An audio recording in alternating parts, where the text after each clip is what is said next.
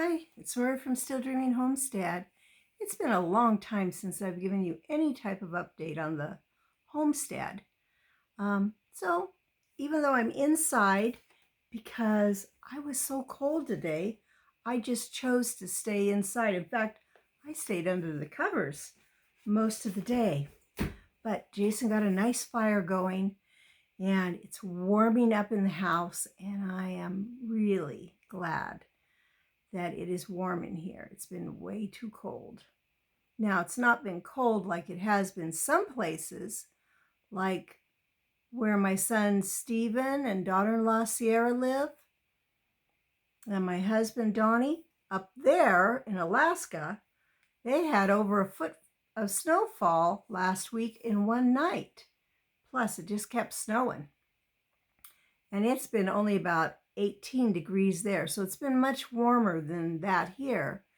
But still, when it's only about, at the highest, 60, 65 degrees in the house, I'm just too cold and can't hardly take it. So it's warmer now. 70 degrees and I feel pretty good. Well, I woke up today and my son Daniel had called me. He had told me about this before, but there was a lady that he works with, and she had 3 very nice hens that she wanted to find a new home for. And Jason said, well, I know where I can take them. I don't even have to ask the person. That was to my house. So I was really excited when he called and told me he would be bringing them out. In fact, he would be here in just a few minutes because he was just leaving Canyonville. So that was really nice. Now, I want to tell you what's been going on with my hens. I have had a lot of my hens for many years, a lot of them about 10 years. And that's a pretty long time for a chicken to live. Well, I buy a bunch of them at one time. Maybe it will be 8 of them, or maybe it will be 20 of them at a time. And then I raise them up as baby chicks. And then they live here as long as they can live. Well, like I said, a lot of my hens were about 10 years old. And that's about as long as a chicken is going to usually live. So I've been losing a lot of my old hens. They're just getting old and tired and dying. In fact, in 2 days, I lost 2 of my old hens. So I was like, oh, what am I going to do? I don't have that many hens now. So now I'm thankful that I have 3 new ones. These are pretty young ones. And I did buy 10 young ones at the very end of summer. So this will give me about 13 fairly young hens, and I'm really happy about that because I still have a bunch of really old ones. So probably next year I will have to get some more chicks again. And yeah, it's kind of sad when you lose the hens. I don't like to see any of them suffer. That's a big thing for me. Some people, once they get where they're not laying so good, they would go ahead and either find a new home for them, or they would butcher them for a stewing hen. But I just don't do that. I just keep them as long as they will live. And then I try to give them a very good life. They get to free range out here, although they're locked up at night, because you know we've had predator problems this year. And sometimes in the day we have predator problems. Usually that's a hawk. And I've lost a few this year to hawks. But these new ones are there. And what I do when I get them is I put them inside a cage inside the chicken pen. the chicken house, I mean. And in that pen, of course, I will put food and water for them. And I want them to stay in there usually 2 days. That way, a couple things will happen.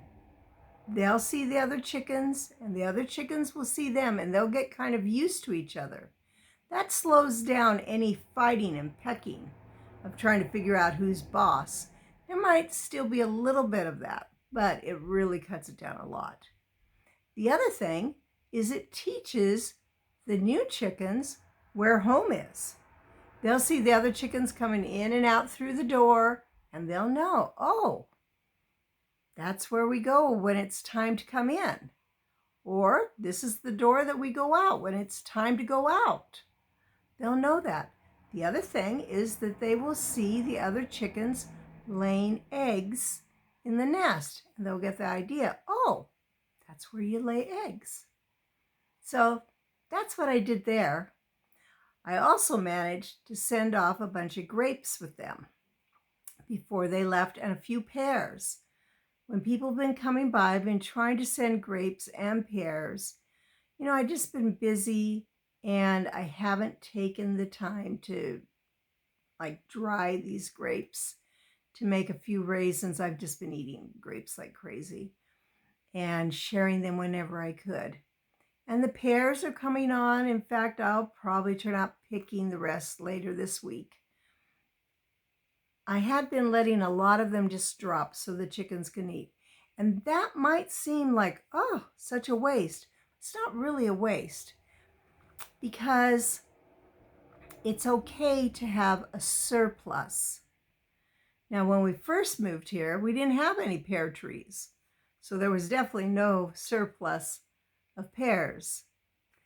And we didn't have any peach trees. So there was definitely never a surplus of peaches. There were a lot of things there were no surpluses of.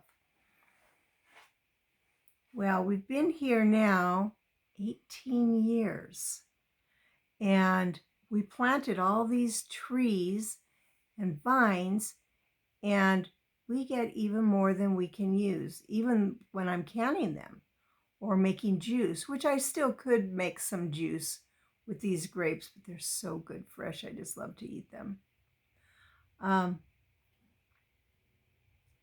so that's okay. I can share as much as I want to. And if the chickens eat them, that just saves me on chicken food and gives them something very good to eat. Really healthy. So see, it's not a waste after all. It looks like the only other thing that I have that will be ripening later are my persimmons. I have the flat Fushi ones. I think that's how you say the name. And it looks like they won't be ready till near the end of November. And mine are nice and big. They're very big. I saw them at Costco the other day, the same type, but they weren't as big as mine are. And they had them in a package of, I think there were 9 in a package for $9. So $1 each. So I've got quite a few dollars worth out on my tree. And so that will be a really good treat. The other thing that I do still have in the ground, and I think I'm just going to be picking them as I need them, are potatoes. The ground got so dry with this drought, and with me being so busy, with Jason having health problems and all these appointments, I didn't keep the ground watered. And it was the Shemitah year, so I wasn't growing a garden in particular. So that ground got really, really, really hard. So the rains have now began coming. We've had the first good rain this fall, actually 2 of them. And it's been really beautiful the last few days, but tomorrow it's supposed to begin raining again. That'll help soften the ground so I'll be able to get into it when I want more potatoes. I still have some all cured and laying actually on a spare bed. on a towel, covered up by another towel because you don't want potatoes to get light. And I have this beautiful array of color. I have some that are really, really white. I have some russets, which are yellow skinned, but they're white, kind of almost a little off-white. Then I have red potatoes with white skin, or with white flesh. And I have purple potatoes with dark purple skin and purple flesh. So I have a really nice variety of potatoes, and I'm thankful for those things. They'll carry us through pretty well. I also wanted to give you a little update.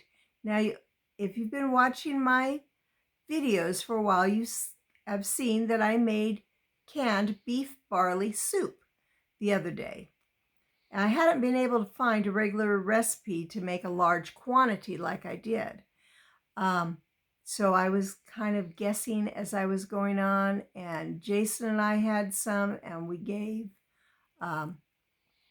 some to a couple of friends, and all of us agreed this was a big thumbs up. It was delicious. So if you're interested in that recipe or how to do that, go back on my playlist, and it's on my cooking and canning playlist. You'll be able to find it. Now, what I did find out, even though I just put, I'm trying to think if I put a half a cup, I think I put a half a cup of barley. It's on the recipe as I'm talking in that video. That really swelled up big, bigger than I thought. So it was very condensed when I made it. So when I made it for Jason and I, it was going to be for a Sabbath, and I wanted it to last for 2 meals, for Friday evening meal, and then for Saturday, the lunch meal. And so I went ahead and I added a jar of my home canned beef broth and beef bone broth. And if you want to see how to do that, I've got a video on that too. Again, it's on that same playlist. And I added a pint can jar of my home canned beef chunks. Even though there was hamburger in this, I knew Jason would probably like a little more meat. And then I just mixed that all up. So it was a quart of my soup and a quart of the bone broth and a pint of the beef cubes. So yummy. I will definitely be making that again. And it won't be too long, and I'll be making another type of soup. I'm thinking I will probably can some chicken corn chowder. So having these prepared meals is really a nice thing to do on the homestead. We never know when we're just going to be busy or tired or maybe a little lazy. And we'll just want something easy but delicious. This couldn't have tasted any better if I'd bought it in a restaurant, which is where I got the idea to make it in the first place, because we stopped off and had some at a restaurant, and I thought, wow, that's so good. I got to try to make it. So that's kind of what's been going on in the homestead. I hope you enjoy this little update, and I want to thank all my subscribers. You don't know how much it means to me to see the channel growing. I have 288 subscribers now. And I didn't know that I would ever really get that many, but I'm super excited. I hope you're enjoying the content. If you have an idea of something you would like me to do a video on, please leave me a comment. If you have an encouraging word, leave me a comment with that too. And the very best way you can help me is, of course, subscribing if you haven't done it yet. And once you subscribe, a little bell will pop up. And if you tap that bell, you'll get notifications whenever I put out a new video. And I put out usually 2 to 3 videos a day. Now, the reason it's so many is I do stories for children and stories for the young at heart every day. There might be a few exceptions when I take a day off, but there's not very many. And then on top of that, I just try to share my life, whether it's here on the homestead things we're doing or traveling, getting to see beautiful things, seeing my animals, which right now I have 2 big dogs laying on the bed. So I hope you like that. And that's how come there's so many of them out there. Most of them are pretty short though, so they shouldn't take too long. And I've really learned a lot more about how to make these little slideshows. And those are very fast. Usually they're under a minute, sometimes under 30 seconds. And those are generally of scenery that I put to some music. So if you enjoy these, please consider sharing it with your friends. You can tell them about the channel, Still Dreaming Homestead, or you can put it on your social media like Facebook, YouTube, any of your social media. I'm not that familiar with other ones, but please help me grow. Currently, I've been reading out of the Little House on the Prairie series. Before that, I did DJ Dylan's. These are wholesome stories that teach us a lot about life and are encouraging and uplifting. So even if you're not a child, consider listening to those stories. I get encouraged every time I read them, and I think you might too. Well, I'm going to quit going on for now. I want to pray blessings on you and yours, in your house, out of your house, in the day and the night, and whatever you do, keep dreaming. Good night.